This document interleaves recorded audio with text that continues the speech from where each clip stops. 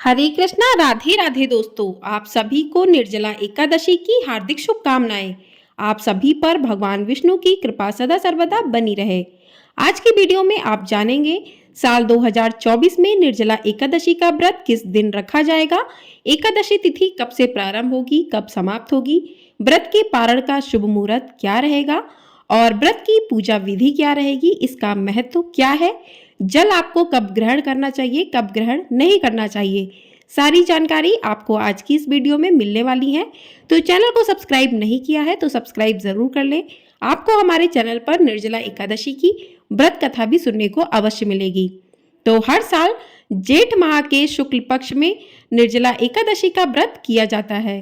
धार्मिक मान्यता है कि निर्जला एकादशी के दिन भगवान विष्णु और माँ लक्ष्मी जी की पूजा करने से जातक को मनोवांछित फलों की प्राप्ति होती है। साथ ही जातक के जीवन में खुशियों के आगमन होता है। वैसे तो साल में कुल 24 एकादशी तिथि पड़ती हैं, एक कृष्ण पक्ष में और एक शुक्ल पक्ष में। हर महीने में 2 एकादशी तिथि आती हैं, इसीलिए एकादशी तिथि को बहुत ही ज्यादा महत्वपूर्ण माना जाता है। लेकिन जेठ मास में पड़ने वाली निर्जला एकादशी को बेहद खास माना जाता है, क्योंकि कहते हैं कि इस एकादशी का व्रत रखने से संपूर्ण एकादशी के व्रत के बराबर फल की प्राप्ति होती है और इसी एकादशी से एकादशी व्रत का प्रारंभ भी किया जा सकता है। तो निर्जला एकादशी के व्रत को बहुत ही खास माना गया है। खास फल देने वाला ये व्रत होता है, मोक्ष की प्राप्ति वाला ये व्रत होता है। तो इस व्रत को रखने से भक्तों की सभी मनोकामनाएं पूरी होती हैं।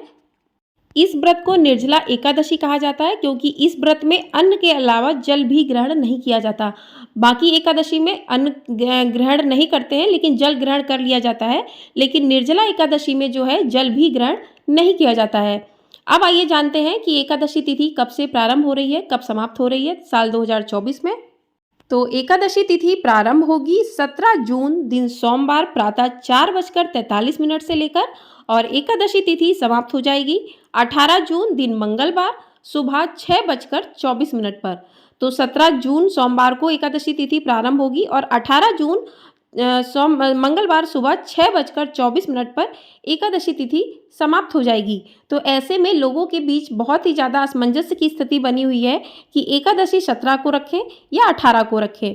तो एकादशी 17 को भी है, 18 को भी है, लेकिन 18 जून मंगलवार को द्वादशी तिथि युक्त एकादशी है और ये तिथि जो है बहुत ही ज़्यादा शुभ मानी जाती है, द्वादशी तिथि युक्त एकादशी। तो 18 जून को साल 2024 में निर्जला एकादशी का व्रत 18 जून दिन मंगलवार को ही रखा जाएगा।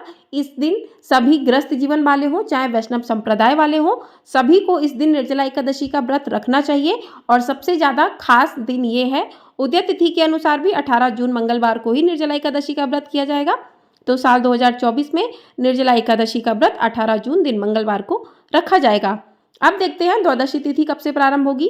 तो द्वादशी तिथि प्रारंभ होगी 18 जून मंगलवार सुबह 6:25 पर और द्वादशी तिथि समाप्त हो जाएगी 19 जून दिन बुधवार सुबह 7:29 पर। तो 18 जून को द्वादशी तिथि जो है सुबह 6:25 पर शुरू हो जाएगी और समाप्त हो जाएगी 19 जून बुधवार सुबह 7:29 पर। तो ऐसे में जो है 18 जून को एकादशी का व्रत किया जाएगा, क्योंकि ये एकादशी द्वादशी तिथि युक्त एकादशी होगी और जो द्वादशी तिथि युक्त एकादशी होती है वो बहुत ही शुभ फल देने वाली होती है। अब बात करते हैं कि हरिवासर का समय कब समाप्त हो जाएगा। तो हरिवासर का समय जो है 18 जून मंगलवार 12 बजे समाप्त हो जाएगा। जो द्वादशी तिथि का पहला चौथाई हिस्सा होता है वो हरिवासर का होता है। वो समाप्त होने के बाद हरिवासर का समय जो है समाप्त हो जाता है। आइए अब जान लेते हैं कि व्रत का पारण का समय क्या रहेगा। तो व्रत के पारण का शुभ समय रहेगा 19 जून दिन बुधवार सुबह 5:23 से लेकर 7:28 तक। तो इसी समय में आप अपने व्रत का पारण जो है कर सकते हैं। जैसे एकादशी में एकादशी व्रत के महत्व होता है, उसी प्रकार से एकादशी के व्रत में उसके पारण का भी उतना ही महत्व होता है। तो पारण को उसके शुभ समय में ही करना चाहिए। तो शुभ समय 19 जून बुधवार सुबह 5:23 से लेकर 7:28 तक रहेगा। 18 जून को आप व्रत रखकर 19 जून को व्रत का पारण कर सकते हैं। ये पारण आपको तिलेन पारण करना होगा। तिलेन पारण का मतलब है कि आपको तिल से व्रत का पारण करना चाहिए। यदि आपके पास तिल नहीं है तो आप जल और तुलसी दल से भी व्रत का पारण कर सकते हैं। आप किसी फल को खाकर भी व्रत का पारण कर सकते हैं। इस प्रकार से जो है आप अपने व्रत का पारण कर सकते हैं। तो व्रत के पारण के लिए आपको सुबह के समय भी भगवान की विधिवत पूजा अर्चना करने के बाद दान करना चाहिए, क्योंकि दान बहुत ही ज़्यादा महत्वपूर्ण माना जाता है। तो दान करने के बाद जो है आप अपने व्रत का पारण कर सकते हैं। तो इस प्रकार से आपको अपने व्रत का पारण करना चाहिए। तो आइए आप जान लेते हैं कि आपको इस व्रत में जल कब ग्रहण करना चाहिए और कब नहीं करना चाहिए। तो आपने यदि मंगलवार को व्रत रखा है 18 जून को, तो आपको पूरे दिन, अगले दिन जब आपको व्रत का पारण करना है, तब आपको जल को ग्रहण करना चाहिए। तभी आपका व्रत जो है पूर्ण माना जाता है। लेकिन यदि आप किसी बीमारी से ग्रसित हैं या फिर शारीरिक परेशानी कोई है, तो आप पूरे दिन का व्रत रह के शाम के समय पूजा करके आप जो है जल ग्रहण कर सकते हैं। लेकिन अन्न आपको ग्रहण नहीं करना है, जल आप थोड़ा सा लेकर ग्रहण कर सकते हैं। और अगर आपकी पूरी क्षमता है, आप रह सकते हैं, तो आपको इस व्रत की मान्यता तो यही है कि इसको निर्जला एकादशी कहा जाता है। निर्जला एकादशी यानी कि बिना जल के एकादशी का व्रत करना। तो इस एकादशी में जो है जल को ग्रहण नहीं करना चाहिए। लेकिन गर्भवती महिलाओं को ये व्रत तो बिल्कुल भी नहीं रखना चाहिए, क्योंकि उनको बिना जल के रहना बहुत ही ज़्यादा परेशानी हो सकती है, तो उनको नहीं रखना चाहिए। बीमार व्यक्ति अगर नहीं रह सकते और आपका रहने का मन है, तो आप रात में जो है शाम के समय पूजा करने के बाद जो है कम से कम 12 घंटे का व्रत रखकर आप उसके बाद जल ग्रहण कर सकते हैं। और जो लोग ठीक ठाक हैं, अच्छे से हैं, रख सकते हैं, क्षमता है, तो वो अगले दिन जब व्रत का पारण करें तब जल को ग्रहण करें। तो इस प्रकार से आप जो है जल को ग्रहण कर सकते हैं। ऐसी मान्यता है कि निर्जला एकादशी व्रत का पूर्ण फल जातक को तभी प्राप्त होता है जब अगले दिन व्रत का पारण किया जाए। तो इसमें व्रत के पारण का विशेष महत्व माना जाता है। इसके बाद श्रद्धा के अनुसार गरीब लोगों में अन्न, धन और वस्त्र का दान करना चाहिए। इसके अलावा निर्जला एकादशी के दिन तुलसी के पौधे को भी नहीं छूना चाहिए। जैसे कि मंगलवार को निर्जला एकादशी का व्रत पड़ रहा है, तो आप सोमवार को ही सूर्योदय से पहले जो है तुलसी पत्र तोड़कर रख ले।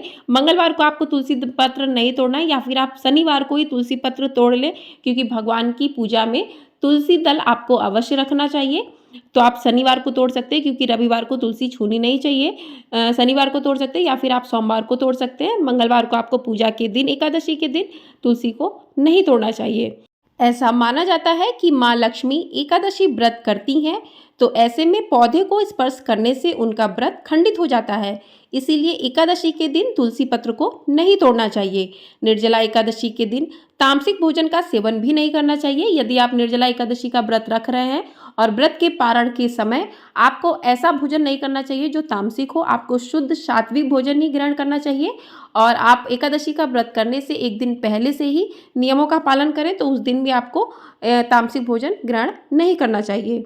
निर्जला यानी यह व्रत बिना जल ग्रहण किए और उपवास रखकर किया जाता है। इसलिए यह व्रत कठिन तप और साधना के समान महत्व रखता है। हिंदू पंचांग के अनुसार वृषभ और मिथुन संक्रांति के बीच शुक्ल पक्ष की एकादशी निर्जला एकादशी कहलाती है। इस व्रत को भीमसेन एकादशी या पांडव एकादशी के नाम से भी जाना जाता है। पौराणिक मान्यता है कि 5 पांडवों में एक भीमसेन ने इस व्रत का पालन किया था और बैकुंठ को गए थे, इसलिए इसका नाम भीमसेनी एकादशी भी कहा जाता है। सिर्फ निर्जला एकादशी का व्रत कर लेने से अधिक मास की 2 एकादशियों सहित साल की 25 एकादशी व्रत का फल प्राप्त होता है। जहां साल भर की अन्य एकादशी व्रत में आहार संयम का महत्व है, वहीं निर्जला एकादशी के दिन आहार के साथ ही जल का संयम भी जरूरी है। इस व्रत में जल ग्रहण नहीं किया जाता, यानी निर्जल रहकर व्रत का पालन किया जाता है। यह व्रत मन को संयम सिखाता है और शरीर को नई ऊर्जा देता है। यह व्रत पुरुष, महिला या बच्चे कोई भी रख सकते हैं। ऐसा कुछ नहीं है कि इसको सिर्फ महिलाएं ही रखेंगी। अब जानते हैं कि इसको निर्जला एकादशी क्यों कहा गया। तो एक बार बहुभोजी भीमसेन ने व्यास जी के मुख से प्रत्येक एकादशी को निराहार रहने का नियम सुनकर विनम्र भाव से निवेदन किया कि महाराज, मुझे कोई व्रत नहीं किया जाता। दिन भर बड़ी तीव्र क्षुधा बनी रहती है, अतः आप कोई ऐसा उपाय बतला दीजिए जिसके प्रभाव से स्वतः संदिग्ध हो जाए। तब व्यास जी ने कहा कि तुमसे वर्ष भर की संपूर्ण एकादशी नहीं हो सकती, तो केवल एक निर्जला कर लो। इसी से साल भर की एकादशी करने के समान फल की प्राप्ति हो जाएगी। तब भीम ने वैसा ही किया और स्वर्ग को गए। इसलिए यह एकादशी भीमसेनी एकादशी के नाम से भी जानी जाती है। इस एक एकादशी को करने से भक्त की सभी एकादशी के बराबर पुण्य फल की प्राप्ति होती है। तो इस एकादशी को करके व्यक्ति वैकुंठ को भी प्राप्त होता है, मोक्ष की प्राप्ति भी होती है। तो निर्जला एकादशी को हमारे सनातन धर्म में बहुत ही महत्वपूर्ण एकादशी माना गया है। तो इस दिन जो भी भक्तजन पूरे मन भाव से इस व्रत को करते हैं तो उनकी सभी मनोकामनाएं पूर्ण होती हैं और उन्हें साल की जो भी एकादशी है उनके बराबर फल की प्राप्ति होती है। तो इस प्रकार से इस व्रत का विशेष महत्व माना गया है। और आपको ये जानकारी पसंद आई हो तो वीडियो को लाइक, शेयर और चैनल को सब्सक्राइब जरूर कर दीजिएगा। आपको हमारे चैनल पर निर्जला एकादशी की व्रत कथा भी सुनने को अवश्य मिलेगी, तो चैनल को सब्सक्राइब जरूर कर लीजिएगा।